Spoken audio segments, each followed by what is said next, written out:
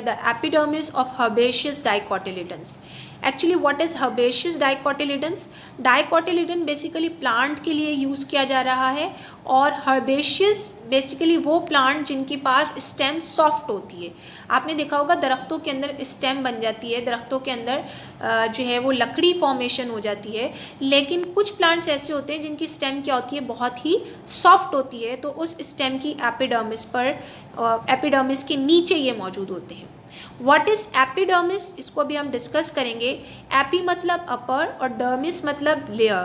तो जो प्लांट की सबसे अपर लेयर है उसके नीचे कॉलेनकाइमा आपको मिलेंगे, और ये सॉफ्ट प्लांट्स की स्टेम के अंदर उनको सपोर्ट प्रोवाइड करते हैं। फिर इसके बाद हम बात करते हैं स्क्लेरेनकाइमा की। सो स्क्लेरेनकाइमा का वर्ड स्क्लेरोस से निकला है, जिसके मतलब है hard. It consists of very long, narrow, thick-walled and lignified cells. Sclerenchyma वो सेल्स हैं जो पैरेनकाइमा और कॉलेनकाइमा दोनों से डिफरेंट हैं। ये दोनों सेल्स अलाइव हैं, लिविंग हैं, क्योंकि अगर आप देखें यहाँ पर भी न्यूक्लियस मौजूद है और यहाँ पर भी न्यूक्लियस मौजूद है, और इनकी डिवाइडिंग एबिलिटी अपनी नहीं है, इनकी ये डिवाइडिंग एबिलिटी मेरिस्टेमेटिक टिश्यूज़ की वजह से है, क्योंकि ये वहीं से अराइज हुए हैं।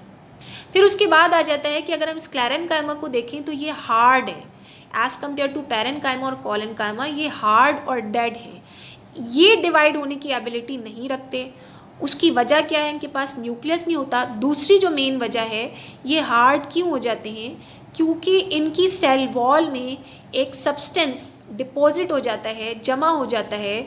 वो सब्सटेंस क्या कहलाता है, लिग्निन। वो सब्सटेंस क्या कहलाता है, लिग्निन।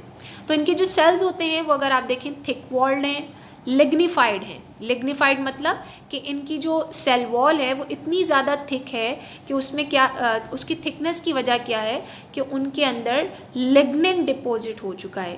जब भी किसी प्लांट के अंदर लिग्निन हद से ज़्यादा डिपॉजिट हो जाए तो वो प्लांट डेड हो जाता है, वो डिवाइड नहीं हो सकता। So that's why they are considered as dead cells and they become very hard by the deposition of chemical like lignin and thus provide support to the plants, और ये plants को support provide करते हैं। दूसरी जो एक main चीज़ है, अगर आप इनमें देखें तो इन सेल्स के दरमियान भी स्पेस है, इनके दरमियान भी सेल्यूलर स्पेस है, लेकिन इनके दरमियान इंटरसेल्यूलर स्पेस मौजूद नहीं होती। सो स्क्लेरेनकाइमा हमें प्लांट्स को सबसे ज़्यादा सपोर्टिंग रोल प्ले कर रहे हैं। अच्छा, फिर इसके अलावा ये आपके पास हार्ड फ्रूट जैसे कि अखरोट हो गया, ड्राई फ्रूट्स हो गए, जो उनके आपने नट्स देखे हैं, वो नट्स क्या होते हैं, हार्ड होते हैं। बादाम के नट्स हार्ड होते हैं, उसकी मेन वजह यही है because they have sclerenchyma. Next जो आपके पास आता है कॉम्प्लेक्स और कंपाउंड टिश्यूज़, उनमें आपके पास आ जाता है एक जाइलम और फ्लोएम। कॉम्प्लेक्स और कंपाउंड टिश्यूज़ जिसमें जाइलम और फ्लोएम हैं, इन टिश्यूज़ को हम कंडक्टिंग टिश्यूज़ भी कह सकते हैं, लाइक दिस। कंडक्टिंग टिश्यूज़ को वेस्कुलर टिश्यूज़ भी कहा जाता है। और अगर मैं बात करूं कॉम्प्लेक्स और कंपाउंड टिश्यूज़ इनको क्यों कहा जाता है बेटा, कॉम्प्लेक्स या कंपाउंड मतलब जो दो से ज़्यादा चीज़ों से मिलकर बनाए। तो फ्लोएम टिश्यूज़ भी आपके पास दो मुख्तलिफ टिश्यूज़ से मिलकर बने हैं, और जाइलम भी आपके पास दो मुख्तलिफ टिश्यूज़ से मिलकर बना है। कंडक्टिंग टिश्यूज़ हम इनको क्यों कहते हैं, क्योंकि ये वाटर और सॉल्ट्स और फूड को ट्रांसपोर्ट करते हैं, कंडक्ट करते हैं, एक जगह से कंडक्ट करके दूसरी जगह ट्रांसपोर्ट करते हैं, तब इनको कंडक्टिंग टिश्यूज़ भी कहा जाता है। वेस्कुलर टिश्यूज़ क्यों, क्योंकि इनके पास वेसल्स मौजूद होते हैं, that's why they are called as vascular tissues.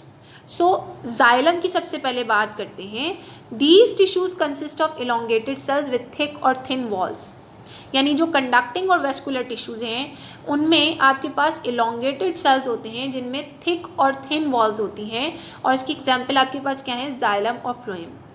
Xylem consist of sclerenchyma vessels and fibres. Actually xylem, जैसे मैंने आपको बताया कि जाइलम और फ्लोएम ना सिर्फ कंडक्टिंग और वेस्कुलर टिश्यूज़ हैं बल्कि हमारे कॉम्प्लेक्स टिश्यूज़ भी कंसिडर किए जाते हैं। सो इनके पास दो टिश्यूज़ मौजूद होते हैं, that's why they are called as compound tissues. Xylem के अंदर जो दो टिश्यूज़ हैं उनमें एक वेसल्स है और एक क्या है, फाइबर्स है।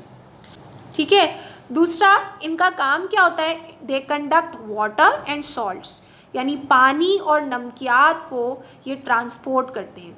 जाइलम हमारी रूट्स में भी मौजूद हैं, लीव्स में भी मौजूद हैं और स्टेम में भी मौजूद हैं। फिर इसके अलावा अगर हम बात करते हैं फ्लोएम की, the phloem is made up of live cells called sieve tubes. अच्छा, जाइलम जो होता है वो डेड हो जाता है, फ्लोएम भी कुछ हिस्सा प्लांट के अंदर डेड हो जाता है और कुछ हिस्सा प्लांट के अंदर अलाइव रहता है। जाइलम लेकिन बिल्कुल डेड हो जाता है जैसे जैसे वो मैच्योर होता जाता है। Phloem is made up of live cells, उनमें आपके पास कौन कौन से हैं फ्लोएम में? Sieve tubes. सीव ट्यूब्स क्या करते हैं? They conduct food from leaves to various parts of the plant. Actually phloem दो टिश्यूज से मिलकर बनता है, जिसमें एक होता है कंपेनियन सेल और एक होता है sieve tube. Companion cell food provide, companion मतलब दोस्त, तो कंपेनियन सेल क्या करता है? फूड प्रोवाइड करता है फ्लोएम की सीव ट्यूब्स को, और सीव ट्यूब्स वो फूड कंडक्ट करती हैं लीव्स से दूसरे पार्ट्स में। एक्चुअली लीव्स प्लांट का वो पार्ट है जहाँ पर फूड बनता है, और रूट्स प्लांट का वो पार्ट है जहाँ पर फूड स्टोर होता है। जहाँ लीव्स ने फूड बनाया, उस फूड को अगर स्टोर करना है, रूट्स तक पहुँचाना है, तो वो काम कौन करेंगे? फ्लोएम के अंदर मौजूद सीव ट्यूब्स। और अगर फूड मौजूद नहीं है तो स्टोर्ड फूड यानी कि रूट्स के अंदर मौजूद जो स्टोर हुआ हुआ फूड है वो भी सीव ट्यूब से होता हुआ किसके पास जाएगा? लीव्स के पास। तो xylem and phloem together form vascular bundle in the stem while they remain separate from each other in the roots. ठीक है, स्टेम के अंदर ये आपके पास क्या होंगे? एक साथ मौजूद होते हैं, और रूट्स के अंदर ये अलग अलग काम कर रहे होते हैं।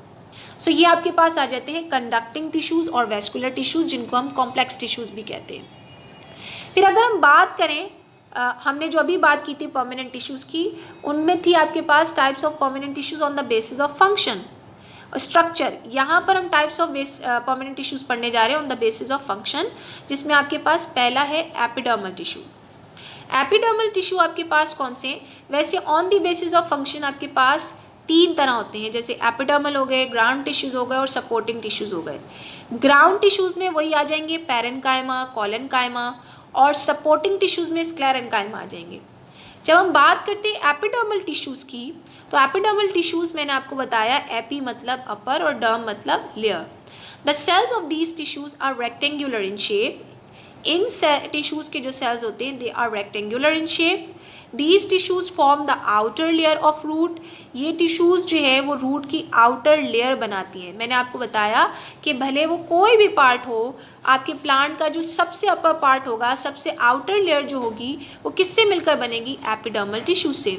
तो ये टिश्यूज़ रूट, स्टेम और लीफ के आउटर लेयर फॉर्म करते हैं। The cells in it are very compactly arranged.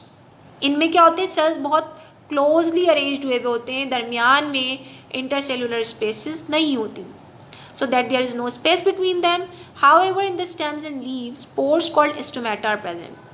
अगर एपिडर्मल लेयर स्टेम या लीव्स में मौजूद है, और स्पेशली लीव्स में, रूट्स की बात नहीं कर रहे हैं यहाँ, स्टेम और लीव्स की बात कर रहे हैं, और मेनली अगर हम बात करें लीव्स में सबसे ज़्यादा, कि अगर एपिडर्मल टिश्यूज़ जो कि लीव्स और रूट के अंदर जो मौजूद हैं, तो उनमें क्या होता है कि कुछ पोर्स भी मौजूद होते हैं। उन पोर्स को नाम दिया जाता है स्टोमेटा का। क्या नाम दिया जाता है? स्टोमेटा का।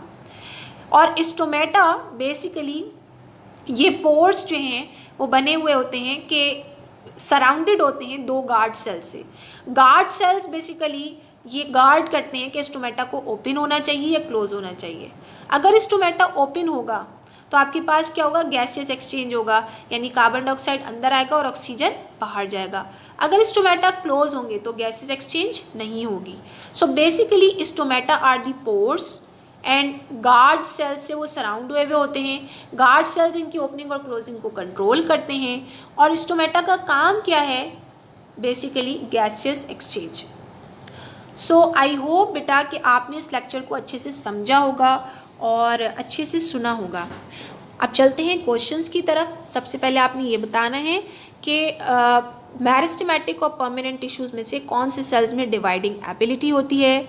सेकंड क्वेश्चन आपका ये है कि आपने ये बताना है कि जाइलम और फ्लोएम में से वो कौन से टिश्यूज़ हैं जो कि वाटर को ट्रांसपोर्ट करते हैं और सॉल्ट्स को, और वो कौन से टिश्यूज़ हैं जो कि फूड यानी कि ग्लूकोज को ट्रांसपोर्ट करते हैं।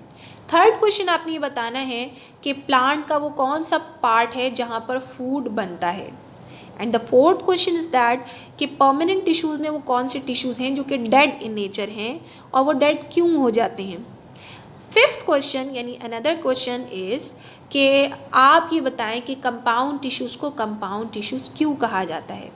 तो आई होप कि आप लोग इस लेक्चर को बहुत अच्छे से सुनेंगे, समझेंगे। इंशाल्लाह ताला कल किसी और लेक्चर के साथ आएंगे, तब तक के लिए बाय।